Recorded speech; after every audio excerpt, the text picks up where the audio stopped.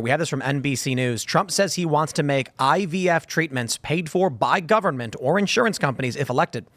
In an interview with NBC News, the former president defended himself over abortion rights.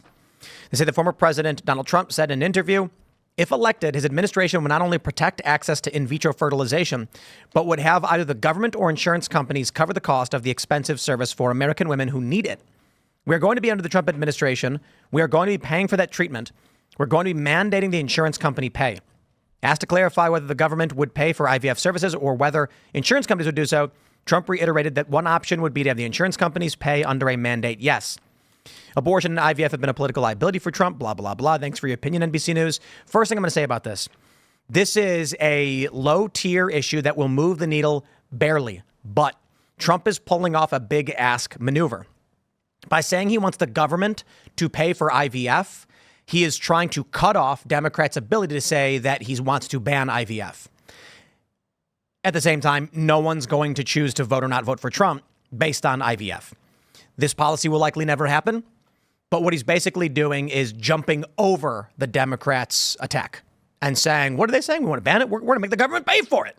Yeah, so trying to shutting him down. That's a socialist maneuver. The guy who's just talking about avoiding socialism and communism is like, the government's going to pay for a new social program. Because what you really mean is the people are going to pay for it. Yeah, like my taxes are going to pay for her pregnancy now. Like, I'm into that. I think it's a good policy anyway. Ask me first. I'm for it. I'm completely for it. Really? So you know what happens? Donald Trump did this thing where he was like, college graduates should get citizenship here. And the right lost their mind. They were like, no. Even Laura Loomer, who is the #1 Trump fan, said this is a bad policy. I said, Trump's right.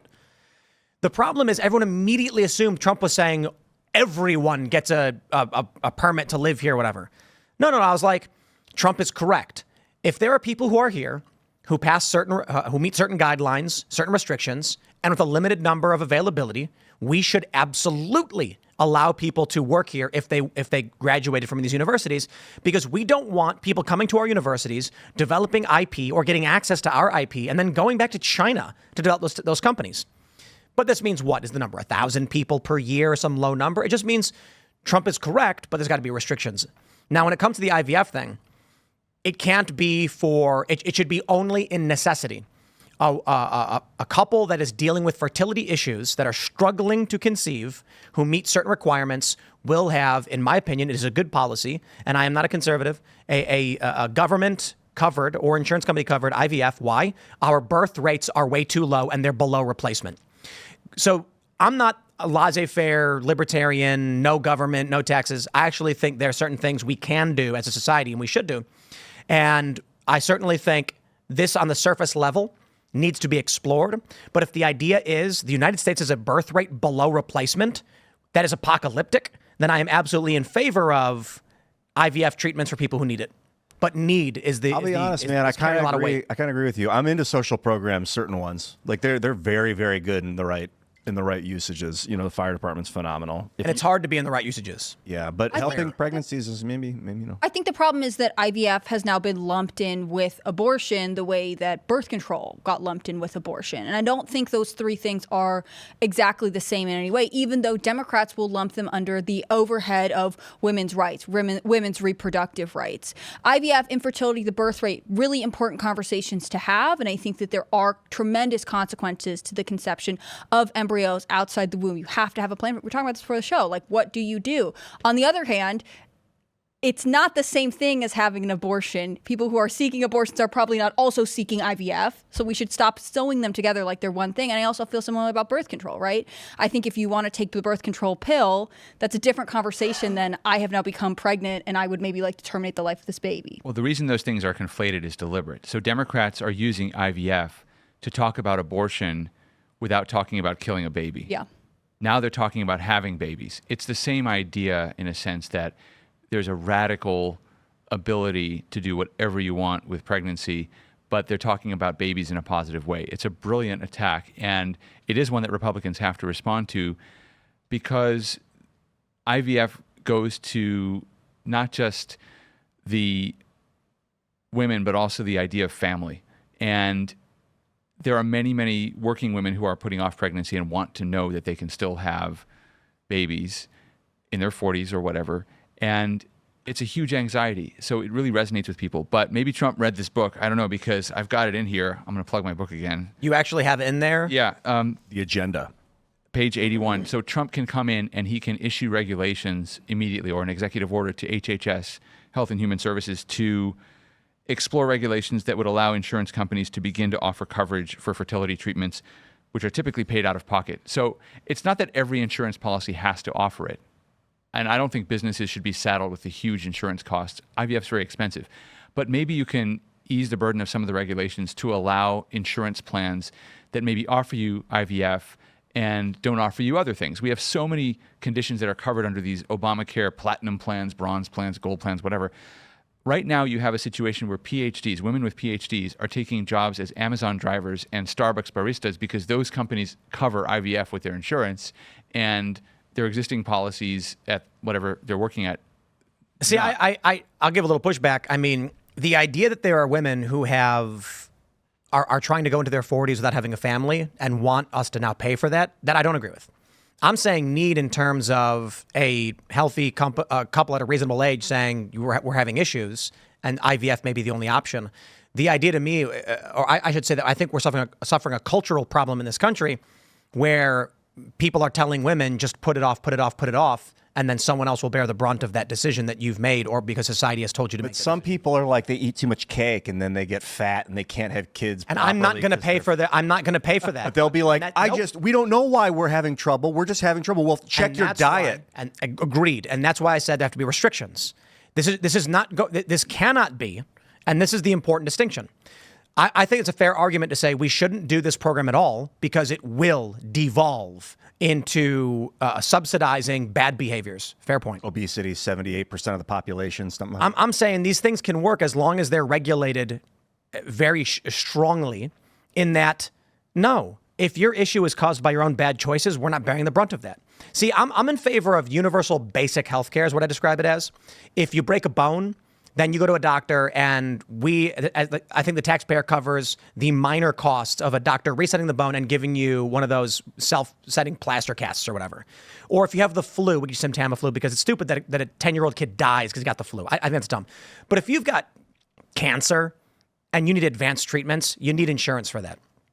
I don't know that my idea could actually work. I'm just saying, when these leftists say we should have Medicare for all, everyone should be covered no matter what, that's physically impossible. There's not enough treatments for every disease that exists to just cover anybody. Especially when you're printing money to pay insurance companies. Like, why don't we just lower the cost of the treatment and pay them Market less? competition.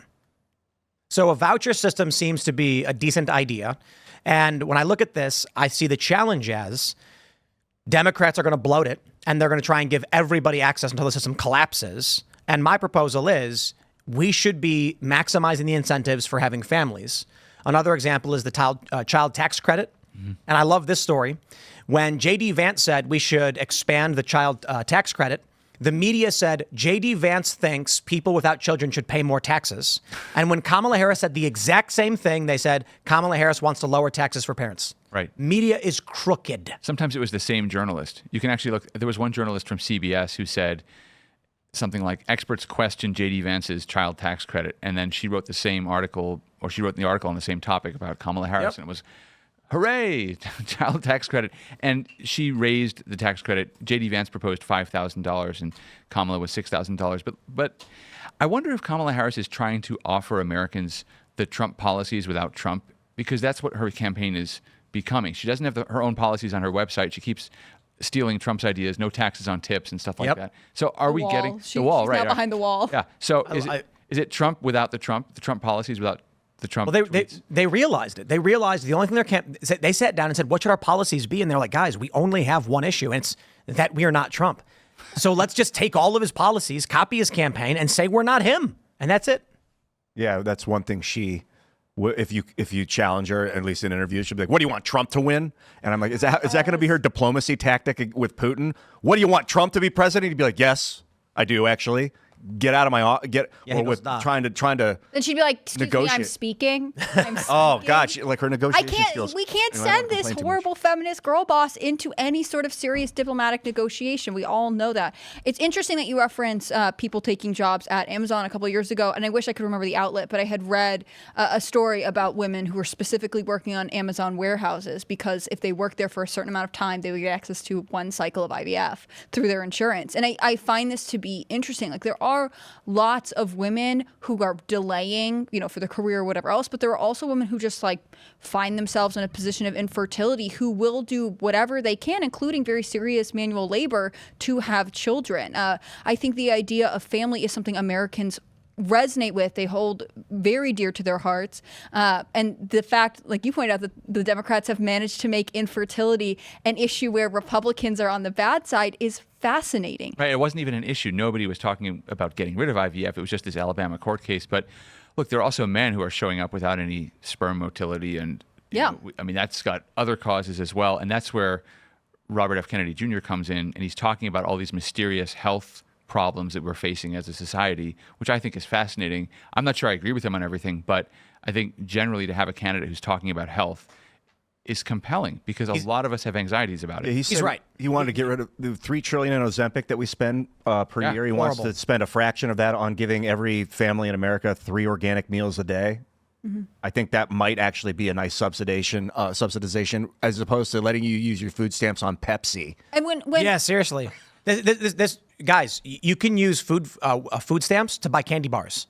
It's ridiculous. Mm-hmm. I am all for food benefits, 100%. There's a mom and she can't meet her bills, and she needs to feed her kids. Let's get some food for that mom. But you can take your EBT card in every state that offers it, and you can go to the grocery store and buy a big old bar of chocolate. Skittles. Yep. I don't want to blame these company names too hard, but come on. And you know what you can't buy? When you're at Walmart, you get food benefits, and they have those hot chickens up front. They'll have the whole chicken ready to go. You pick it up, you bring it home, you feed your family. You can't buy that with food benefits. Oh, that's lame. Prepared food you can't buy. You can buy unprepared food, which means you can go to the candy bar aisle and you can grab nachos, chips, Hershey's, chocolate, cookies and cream, whatever, Snickers bars. Good luck trying to take that away from those companies. I don't think that's something RFK might. I don't know what his plan is, actually. I just heard him talking about it today. I feel like when he was on the show with us when we were at the Libertarian Convention, we talked about all this stuff.